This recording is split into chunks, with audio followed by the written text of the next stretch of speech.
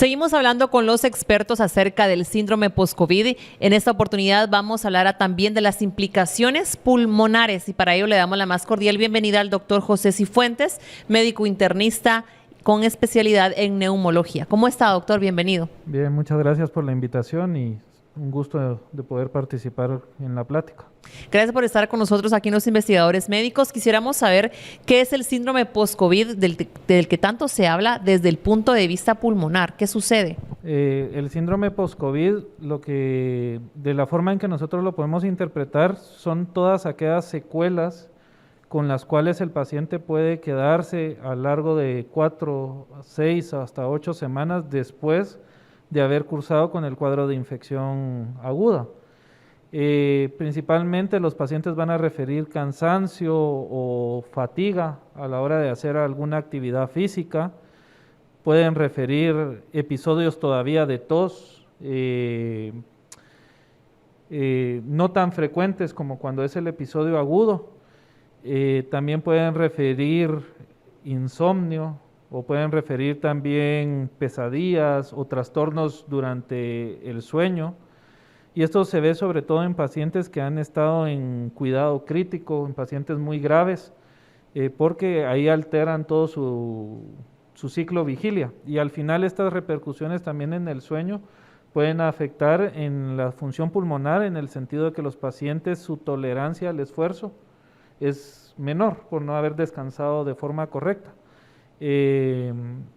Otro síntoma que pudieran referir los pacientes en el síndrome post-COVID es dolor, sobre todo a nivel de la espalda, a nivel de las escápulas, y esto principalmente puede deberse a pequeños desgarros musculares que cuando están en la fase aguda los pacientes tienen accesos de tos importantes, entonces en ese momento pueden sufrir pequeños desgarros musculares y no propiamente que sea que el pulmón duela, sino más a nivel muscular. Y obviamente ya cuando profundizamos más y hacemos estudios radiológicos o de función pulmonar, podemos ver cambios a nivel de la función pulmonar, a nivel restrictivo, como que el pulmón se vuelve un poco más duro, entonces no permite una buena expansión del mismo y eso limita mucho la función pulmonar. Obviamente que todos estos signos que vemos o síntomas que vemos con el tiempo, conforme vayan haciendo los pacientes la terapia, tendrán que ir mejorando.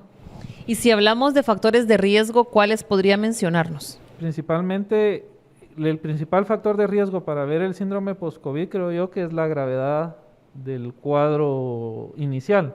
Un paciente que presenta un cuadro asintomático leve, la posibilidad de desarrollar el síndrome post-COVID es menor, pero un paciente que sufrió un cuadro moderado o grave y que requirió oxigenación o ventilación, ahí la probabilidad de padecer el síndrome post-COVID es mayor, sobre todo porque a nivel, como explicaba, a nivel de la función pulmonar y a nivel de la estructura pulmonar pueden quedar secuelas. Y lo otro, pues las comorbilidades que pueda presentar el paciente desde el inicio, obesidad, diabetes, hipertensión arterial o cualquier otra enfermedad que pueda inmunosuprimir todo su sistema inmunológico. Se sabe que los más afectados son los pulmones, por eso es que nos dedicamos a este bloque a hablar específicamente de los problemas que se pueden dar, pero ¿por qué? Principalmente la mayoría de estudios es porque el virus tiene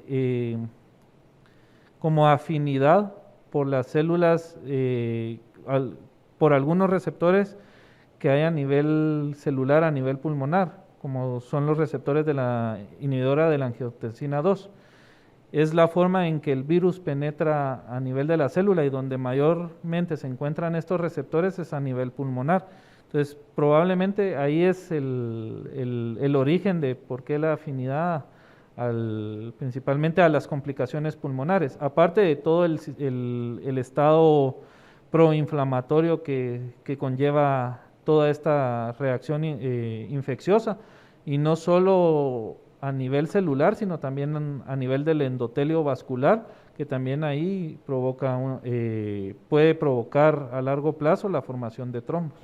Claro, en medicina hemos aprendido y en este programa también lo hemos hablado acerca que la inflamación es un proceso o es una respuesta de que algo malo está pasando, ¿verdad? Entonces quisiéramos saber cómo ocurre este proceso con los pulmones como un mecanismo de respuesta. Como lo explicaba anteriormente, eso ante cualquier cuadro infeccioso, no solo COVID, sino cualquier cuadro de infección viral o bacteriana, siempre va a haber un proceso inflamatorio a nivel pulmonar, como que la celularidad propia del pulmón cambia ante una respuesta a cualquier estímulo.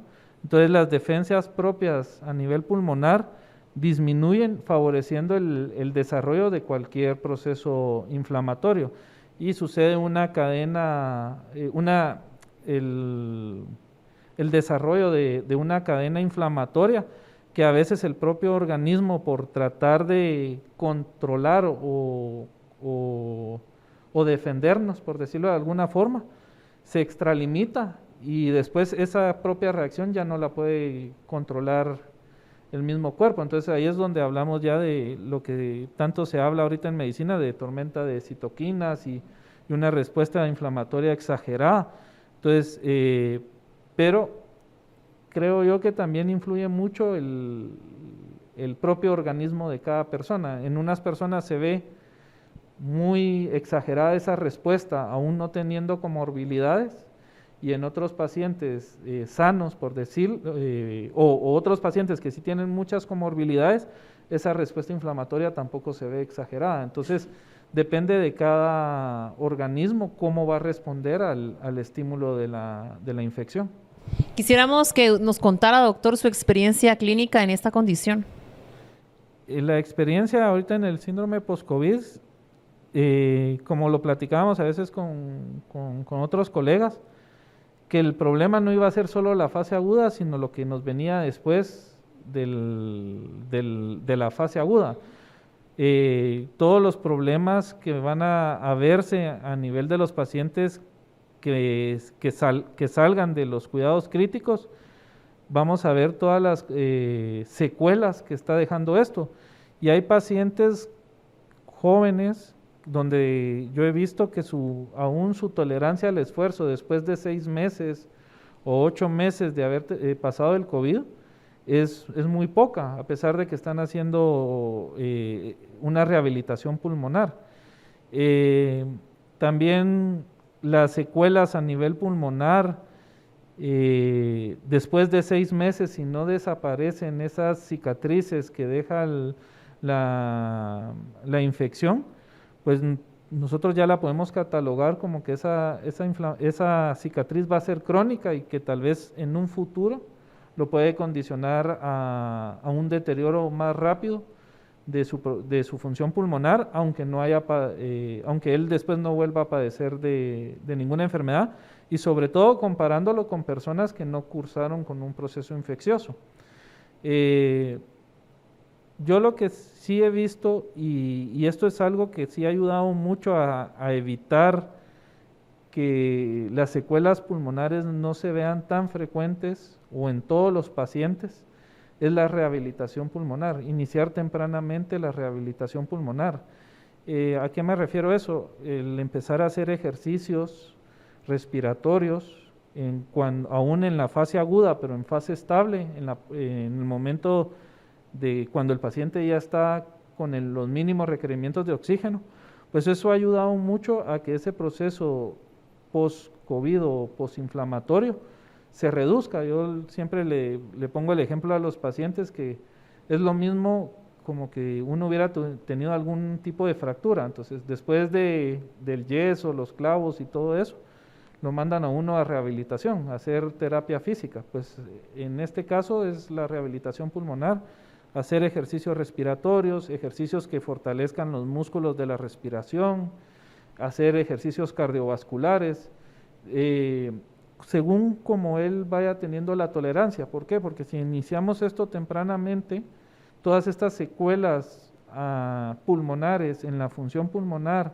y en la estructura pulmonar a largo plazo, sí se puede disminuir o evitar que sea tan severo como se pensaba. Muy bien. Bueno, y siendo los polifenoles biomoléculas sustentadas científicamente en el tratamiento, por supuesto, de procesos con respuesta inflamatoria crónica sostenida, quisiéramos saber su opinión. ¿Cómo ve su aporte en la terapéutica de estas condiciones, doctor?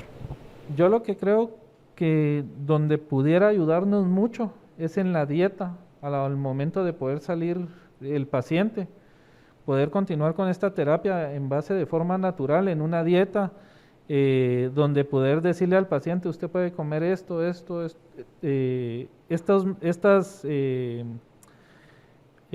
alimentos naturales, vegetales, frutas, que tienen estos, que son altos, que son altos en niveles de antioxidantes, antiinflamatorios.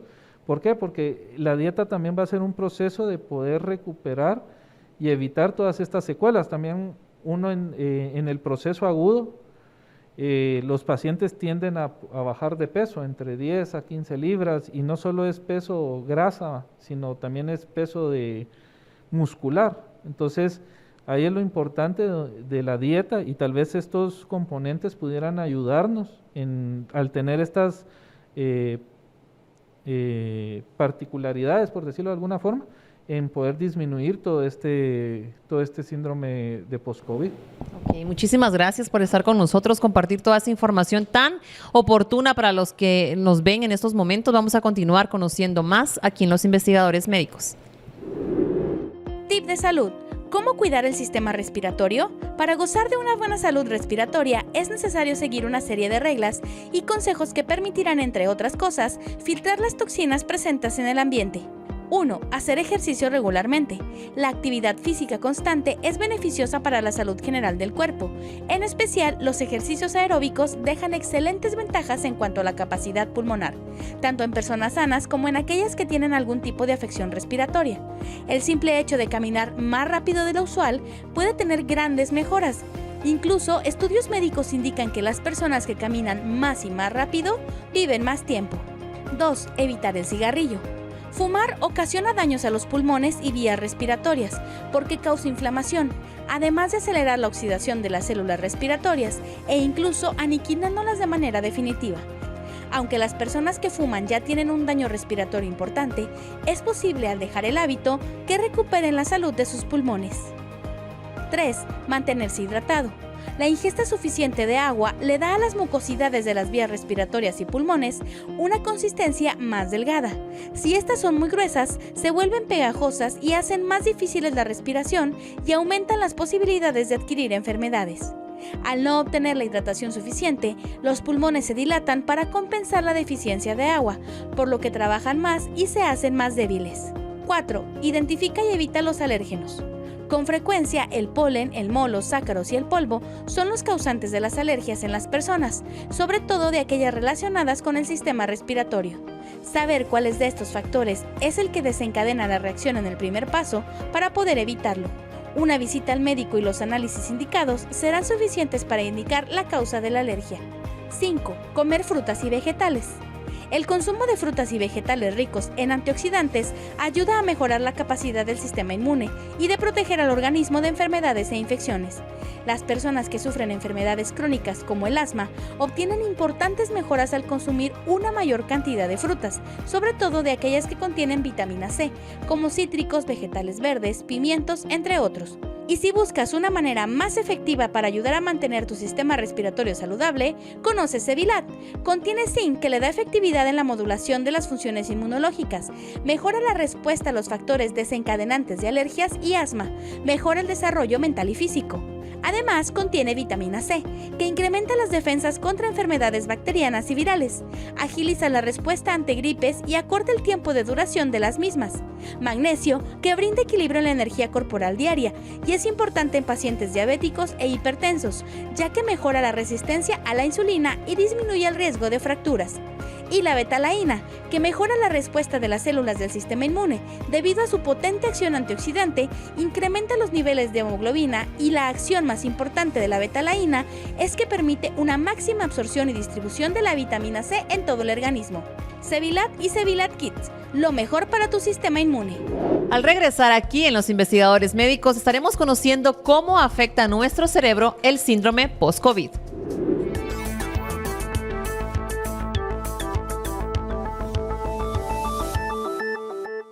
Lo más importante es su salud.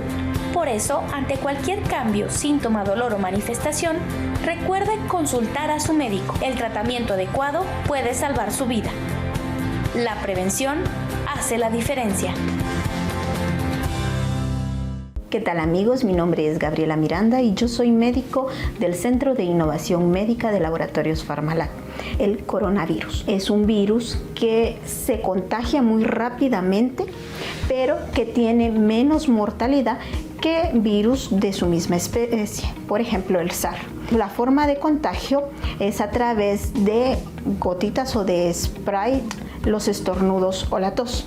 Tarda 14 días aproximadamente en incubar. Vamos a utilizar medios físicos de prevención, el lavado de manos. Es importante recalcar que es a través de las manos contaminadas que puede también contagiarse esta enfermedad. En los momentos en los que estornudamos o tosemos, la manera correcta es cubriéndonos con nuestra manga o con un pañuelo, nunca directamente con las manos. ¿Qué podemos hacer para prevenir? Laboratorios Farmalat ha ideado una fórmula en la que podemos mejorar nuestro sistema inmune. Hablemos de Cevilat, Cevilat adultos y Cevilat Kids.